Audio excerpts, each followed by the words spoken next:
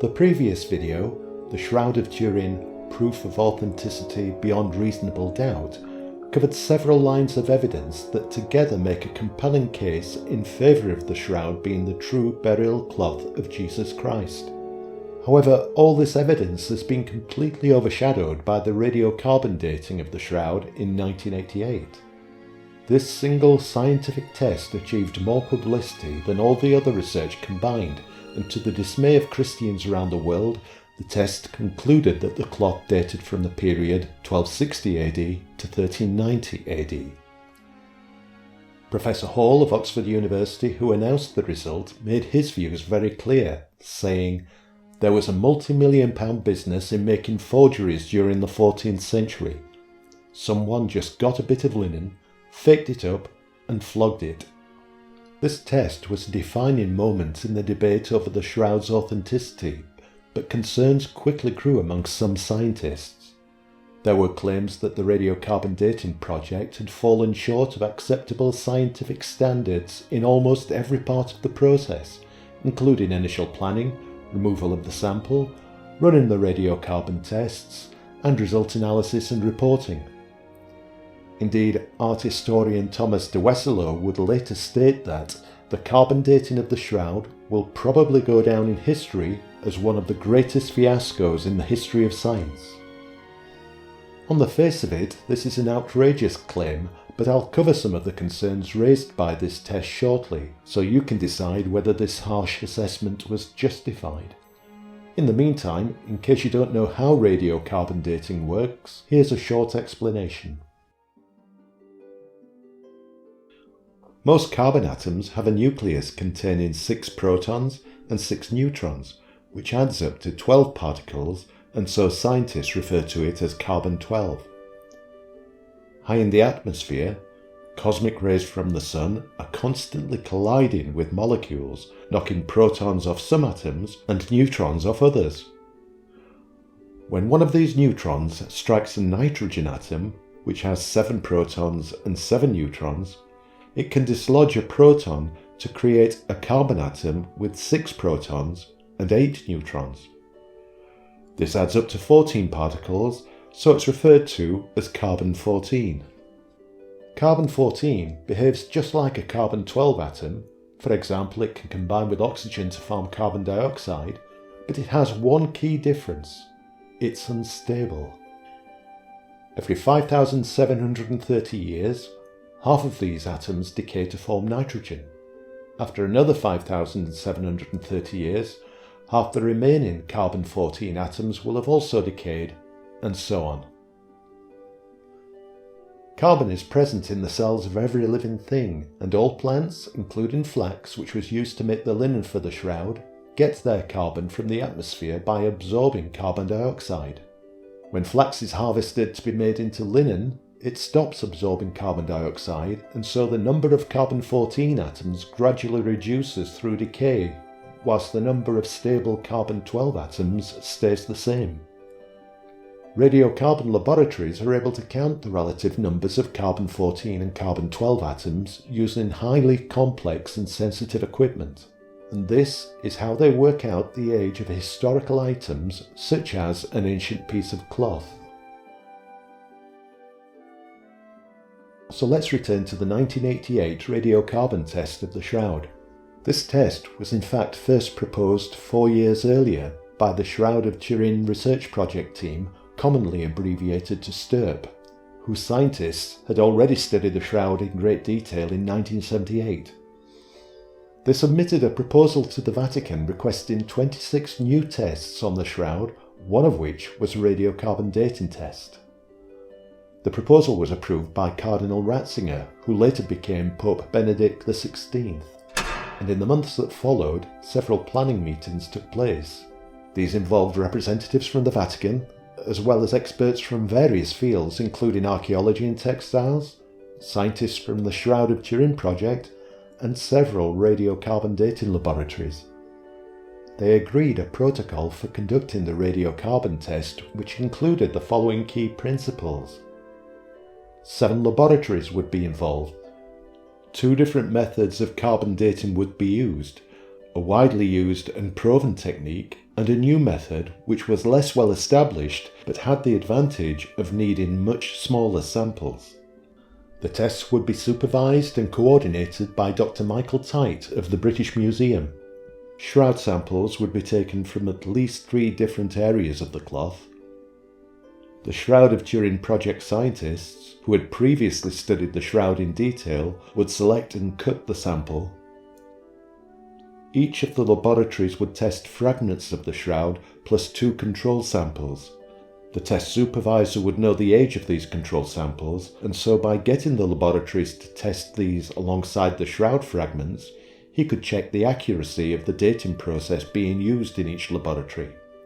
A blind test approach would be adopted. The samples to be dated would be indistinguishable from each other, so that the laboratories running the tests wouldn't know which was the shroud and which were the controls.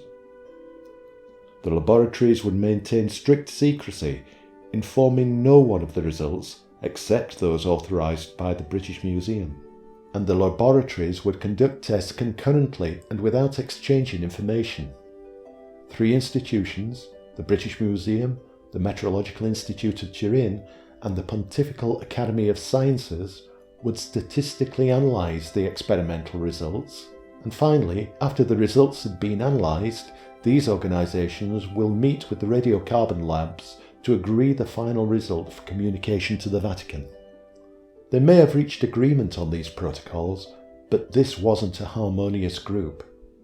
The radiocarbon team seemed to regard any other scientific test as irrelevant and were seen by the other scientists as being motivated mainly by the publicity and funding opportunities that dating this renowned cloth would bring to their laboratories.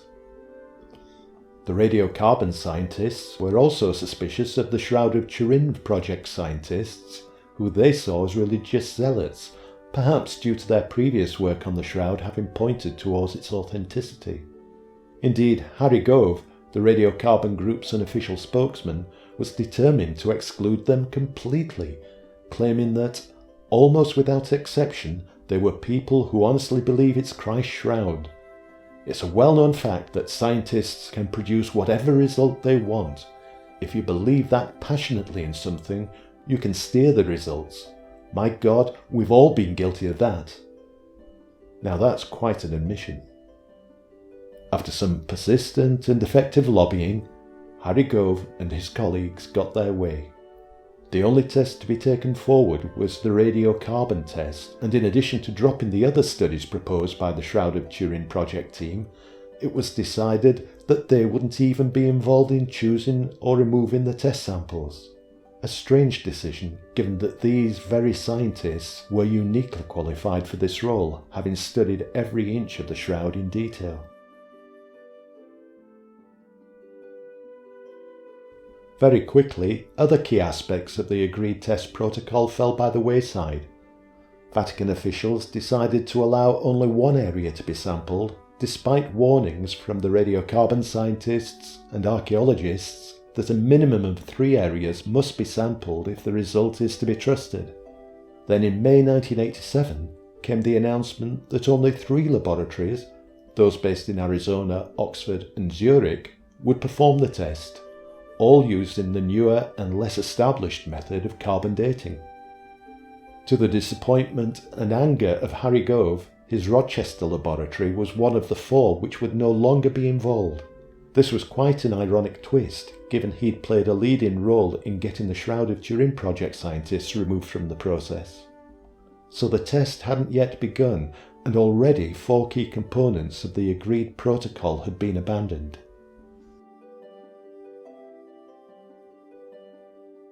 The process of taking the sample from the shroud created even more controversy. The removal took place in Turin Cathedral on the 21st of April 1988 in the presence of test supervisor Michael Tite, a delegation from the Catholic Church headed by Cardinal Balestrero, representatives from the 3 carbon dating laboratories, photographers and a camera crew who were there to document all stages of the operation. Also present were 2 textile specialists whose role was to choose the best place to take the sample from, but their credibility as experts was tainted somewhat when one of them pointed to the blood stain caused by the wound in the side and asked, What's that large brown patch?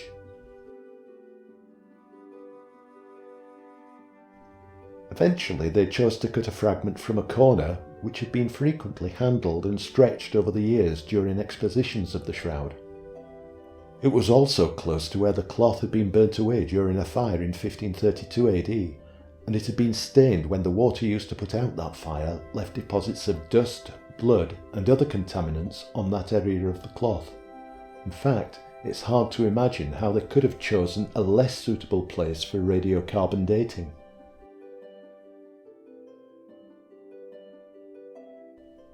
Three pieces of the removed fragment, one for each laboratory, were then cut out and weighed, but as one was smaller than the other two, an extra piece was shaved off to ensure that each laboratory received about 50 milligrams of material. The leftover piece was retained and kept in reserve. 3 fragments were also cut from each of the control samples, but these had an orthogonal weave pattern that was very different to the herringbone pattern of the shroud sample. Rather than unravel them all so that no one running the test was aware of this distinction, these fabrics were left whole, making it easy to distinguish the shroud sample from the controls. This meant that the protocol requiring blind test procedures had effectively been abandoned.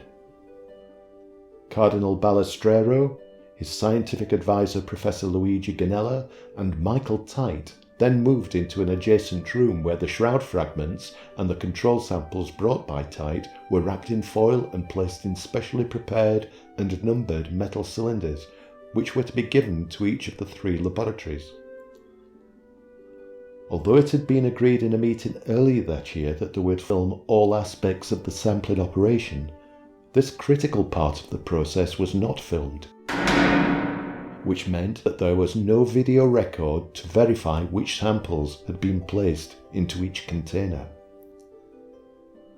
And there was another surprise when a 3rd control sample that wasn't part of the agreed plan was suddenly and inexplicably introduced by Tite. He'd made his own arrangement for some threads from the 13th century cope of Saint Louis of Anjou to be dated by the 3 laboratories alongside their other tests.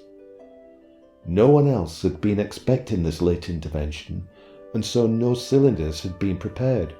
Instead, these were placed into 3 envelopes.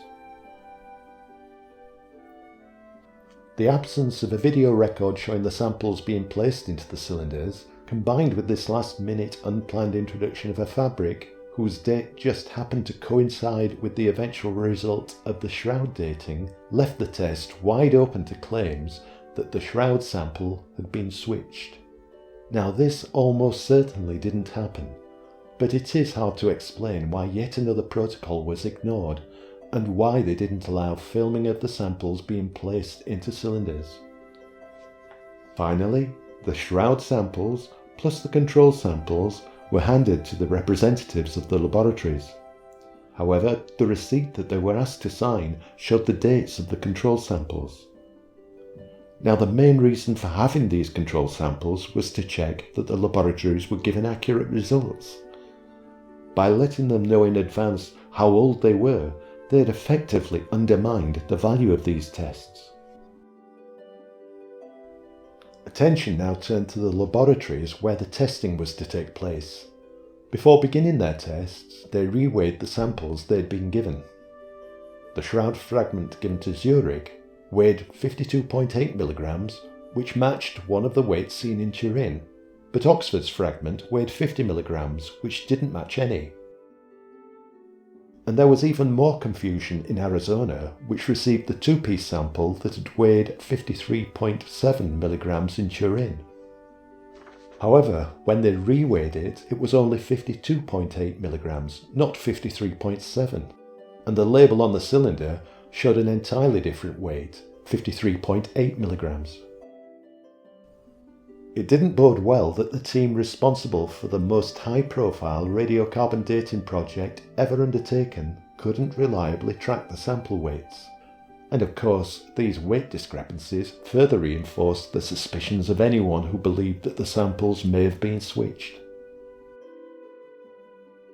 As we've seen, the heads of these laboratories had agreed to run the tests simultaneously and had committed to maintain a strict code of secrecy to avoid any leaking of the results, not even sharing information about the tests between them. Indeed, the test results were not to be revealed to anyone apart from Dr. Michael Tite of the British Museum and the Colinetti Institute of Turin for statistical analysis. The laboratories initially seemed to be holding firm to this commitment. They certainly turned down requests from the Vatican, the owners of the shroud, to allow a church representative to observe one of the tests. But not everyone was turned away. During the month of May, Harry Gove was able to persuade the Arizona laboratory to allow him to attend their tests on condition that he signed an agreement that he would not mention the results to anyone. The Zurich laboratory went even further, and during June, they opened their doors to an entire BBC crew who wanted to film the process for a TV documentary.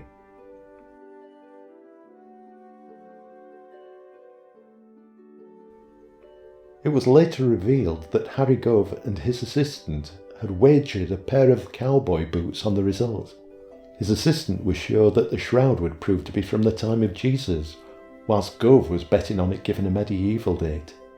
As soon as the tests revealed a result in line with Gove's prediction, he completely ignored the non-disclosure agreement he'd only just signed and immediately contacted his assistant to claim his prize. The Oxford laboratory began their testing in July, and by August, English newspapers had already started to leak the results, even before they had been communicated to the church. 2 weeks before the results were unveiled, a book went into print entitled The Shroud Unmasked and subtitled Discovery of the Greatest Forgery of All Time. Professor Hall, who was responsible for the Oxford laboratory, didn't seem at all embarrassed by these leaks, stating, "Frankly, I think it was a hopeless prospect to keep the results secret. You couldn't with the best will in the world." This is an astonishing statement, but it's clear that none of the laboratories made a serious attempt to maintain secrecy. This was a clear breach of yet another test principle. And also, despite having agreed that all 3 laboratories would run the tests concurrently, the Zurich laboratory started their testing in June, a month after Arizona, and Oxford didn't begin theirs until July, 2 months later. Altogether, this was a sad episode which left a huge question mark against the integrity of these leading radiocarbon scientists. So far, we've covered a number of protocol violations and substandard test procedures which resulted from a combination of poor management and decision making, bad judgment by so-called experts, sloppy record keeping, and a complete disregard for the need to keep commitments and uphold prior agreements. However, when we look closely at the failings in the next phase of this project, the statistical analysis of the results, we find a different root cause entirely. It appears that this analysis was deliberately and systematically manipulated to support a particular conclusion. Even before any results had been published, there was a reason for serious concern, for in spite of having agreed that all the laboratory test results would be given to both the British Museum and the Colinetti Institute of Turin for statistical analysis, the Colinetti was denied access to this data. The statistical analysis was therefore completed by Tite's British Museum statisticians without the Colinetti's involvement, a clear breach of one of the 3 remaining key test principles. This unease became more widespread once the official test report was finally published in February 1989. But before we look at the reasons for this growing concern, here's a brief overview of how test results such as these are typically analysed and presented. When making simple measurements, such as finding the height of a door, we would expect any good tape measure to give exactly the same result every time. If, however, we wanted to find the age of an ancient door by carbon dating small fragments of its wood, this is a much more complex measurement which doesn't give the same level of precision. And so when we repeat that test again and again, rather than getting the same measurement every time, we expect to see different values, hopefully within close range of each other. Statistical analysis is a science which allows researchers to make sense of scattered values by mathematically combining them. It can therefore help to make sense of radiocarbon dating test results, but what it can't do is give an exact, definitive age. It can, however, find the most likely or mean age, along with a margin of error. This can be shown visually as a bell-shaped curve, which scientists call a probability distribution. The value which corresponds with the peak of the curve is the most likely age, and as the curve gets lower, the corresponding age values become less likely. If all the measurements are closely grouped, the resulting curve is high and narrow, reflecting a tight range of possible values. But if the measurements are widely scattered, it flattens out and becomes wider, indicating less certainty in the result.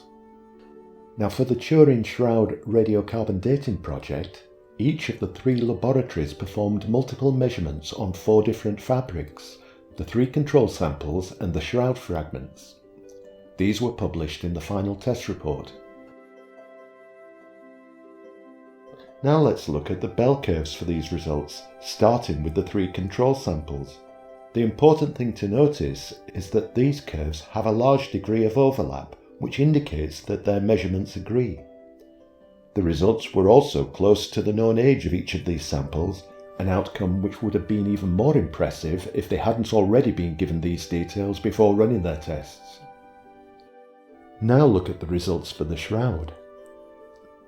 We know that they would eventually announce that the shroud was medieval in origin, dating to 1260 to 1390 AD, but when you look at the 3 curves, they don't overlap to the same extent.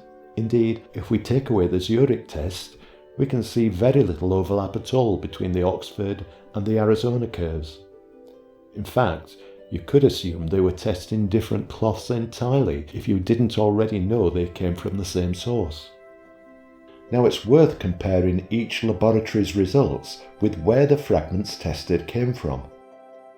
The age given by the Arizona test was lower than the Zurich result, and Oxford had the oldest result of the 3. Intriguingly, it seems that the results get older as we move along the cloth. The statistical analysis of these results also appeared to indicate that the ages of the shroud samples tested were not the same. The British Museum statisticians calculated the overall mean age from the results given by the laboratories, as well as a value known as the significance level, which is a measure of how reliable the results are, given that the laboratories should be getting similar results for each of these 4 sets of tests. A high significance level value is a good sign, but low values indicate that we should have less confidence in the outcome. For the 3 control samples, this value is quite high, but when we look at the shroud result, we see it's only 5%. In other words, we see there was only a 5% chance, a small 1 in 20 chance, that the results are reliable. Now, it's very interesting that they achieved a significance level of 5%, because any value below that would cause most statisticians to automatically reject these tests, as they wouldn't feel that they could trust the results. Clearly, the dating of the shroud only just avoided this outcome, but in spite of this close shave, Michael Tite and his team concluded that these tests had successfully established the age of the shroud. In other words, they chose to back a conclusion that, according to their own statistics, had only a 1 in 20 chance of being correct. This seems an extraordinary decision to have taken, until we remember that for the radiocarbon laboratories, this prestigious project was an opportunity to raise their profile and potentially attract more funding. Clearly that opportunity would have been lost if they'd reported a failure to obtain an acceptable result. You might be thinking how lucky it was that they managed by a whisker to achieve the 5% significance level threshold that avoided this outcome. Well, it turns out luck had nothing to do with it. It's possible to recalculate the significance level for the shroud from the published results from the 3 laboratories. When we do this, we find the correct figure to be 4.176%, below the significance level of 5%, but this number was rounded up to 5. Now, you don't need to be a graduate in statistics to know that this number should have been rounded to 4, not 5. Indeed, children in UK primary schools are taught how to round numbers. In a list of numbers such as this one, any number that is greater than 4.5 rounds up to 5, and anything less than 4.5 rounds down to 4. Now, such a basic error can't have been a mistake. After all, the SHROUD of Turin test report was signed off by 21 scientists representing the British Museum and the radiocarbon laboratories, so it's hard to avoid the suspicion that they wanted to cover up the fact that the tests failed to achieve the critical 5% significance level threshold. Close inspection of the published test report revealed another mistake which falsely inflated this value. The 3 laboratories each ran several tests of the shroud fabric, and these results were combined to give the age and margin of error result reported by each of the laboratories. These individual test results were shown in the report, so it's possible to redo the calculations to check the laboratories had reported their results correctly. This check confirmed the Oxford and Zurich results, but revealed that the margin of error on the Arizona date was wrong. It should be much smaller. No explanation was given for this apparently incorrect value, and this troubled many scientists, especially when their requests to see the actual test data obtained by the laboratories were repeatedly refused. A Belgian chemist named Remy van Hilst was persistent in trying to get to the bottom of this discrepancy, and in 1997, some 8 years after the radiocarbon test report had been published, he discovered that Arizona had actually provided 8 radiocarbon test results for the shroud, not 4 as claimed in the published test report. Dr. Morwen Lees, the lead British Museum statistician, had written to Arizona asking them to reduce the 8 results to 4 by merging 4 different pairs of values. There was no mention at all of this merging of results in the published test report, which clearly stated that Arizona had provided only 4 results, something that we now know was completely untrue. So now that we have these 8 test values, we can recalculate what the overall result for the Arizona laboratory should have been, and it now shows an age of 645 years with an error of plus or minus 17 years. This is a much lower margin of error and reduces the spread of possible values for the Arizona test, making it appear even less likely that their fragment was the same age as the one dated in Oxford. It also changes the significance level value, and instead of being 4.176, it's now 1.359%, way below the 5% threshold needed to allow this to be considered an acceptable set of tests. This discovery of previously hidden test results led to demands that the British Museum release all the raw data given to them by the laboratories. These demands were repeatedly refused until 2017, when a legal request for their release under the Freedom of Information Act forced the British Museum to make this information available. This new information revealed that all of the laboratories had performed more dating tests on the shroud than had been reported in the official radiocarbon test report. A fresh analysis of this newly revealed data confirmed once again that the tests didn't provide a statistically reliable date for the shroud. So let's summarise these findings. The British Museum's statisticians had managed to avoid having the shroud dating automatically declared void by A. Not disclosing the true test results, B. Falsely inflating the margin of error in the date given by Arizona, and C. Rounding the already distorted significance level value from 4.176 up to 5 instead of down to 4. And despite this clear manipulation of the test outcome, 21 scientists were still prepared to sign off the final report, which claimed the test to be conclusive proof that the shroud dated from the period 1260 to 1390 AD. This is quite a shocking deception, but it's worth remembering the statement made by Harry Gove. It's a well-known fact that scientists can produce whatever result they want. If you believe that passionately in something, you can steer the results. My God, we've all been guilty of that. Now, Harry Gove might dismiss this kind of behaviour as steering the results, but if accountants are found to use similar tactics when preparing corporate financial statements, they're usually charged with criminal fraud. As we've seen, there were clearly major flaws at every stage of the Shroud dating project, and especially in the way in which the results have been interpreted. It's no surprise that Thomas de Wesselo felt justified in describing it as one of the greatest fiascos in the history of science. Indeed, you might think his assessment was too generous. The radiocarbon test was, however, extremely successful in one respect. The announcement of the result on the 13th of October 1988 was a huge media event, and the claim that the shroud had been definitively proven to be a medieval forgery spread quickly around the world. Today, most people accept that claim, unaware that the test itself was deeply controversial, or that a host of other scientific evidence shows it to be wrong. And as far as the Oxford laboratory was concerned, this publicity led to the material rewards that they had hoped for. Shortly after the publication of the test report, they received £100,000 from ITV, a UK media organisation, and a donation of £1 million from 45 businessmen.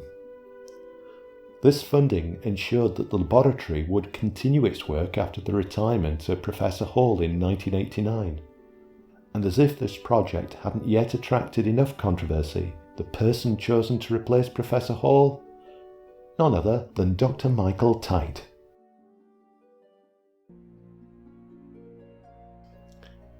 In the years since the radiocarbon dating, many of those who have studied the results have questioned why these tests should have failed to give a reliable date. After all, the fragments were all taken from a small piece cut from a corner of the shroud, so they came from the same source, and the fact that all the laboratories obtained similar dates from the control samples rules out the possibility of any of the labs having inaccurate testing equipment. Is it possible then that there was some form of contamination which affected the results? Various theories have been put forward over the years, but perhaps the most plausible was proposed by an American couple, Joseph Marino and Sue Benford. They weren't scientists, but they had a keen interest in the Turin shroud and had noticed something strange when examining photographs of the shroud that were taken in 1978. They discovered that the herringbone weave pattern that is consistent all over the cloth was misaligned in the area where the sample was taken. They believed this was due to a 16th century repair made following a fire which charred the shroud in several places. If correct, this would mean that the shroud fragments that were dated consisted of some 1st century linen, but highly contaminated with 16th century cotton that had been expertly dyed to match the colour of the shroud threads. And since the join of this repair was at an angle in the sample taken for radiocarbon testing, this would also explain why the age of the fragments tested by the 3 laboratories increased along the length of the sample. Photographs showing the misaligned weave were sent to 3 textile experts without letting them know that these were photos of the Turin shroud. All agreed that it looked to be a rewoven patch. Having had their theory confirmed, Sue Benford and Joseph Marino produced a paper outlining their findings, but the scientific community was quick to dismiss this work as ill-informed speculation by enthusiastic amateurs. Ray Rogers, a former Shroud of Turin project scientist, was particularly outraged. It's ironic that having set out to prove Benford and Marino's claims were false, Rogers' research confirmed that they were right. There was cotton contamination in the linen samples taken for carbon dating. He documented his findings in an academic paper which was peer-reviewed and accepted for publication in the Thermochemical Acta Journal in 2005. His paper didn't cast any doubt at all on the science of carbon dating, but instead showed that this radiocarbon result was wrong because the sample had been taken from a damaged corner. Sadly, this remarkable evidence received none of the glaring publicity given to the 1988 radiocarbon dating results. Instead, it sits in the shadows, alongside the weight of evidence covered in my earlier video that proves that the shroud existed well before medieval times and that it directly connects to the time and place of the crucifixion and resurrection of Jesus.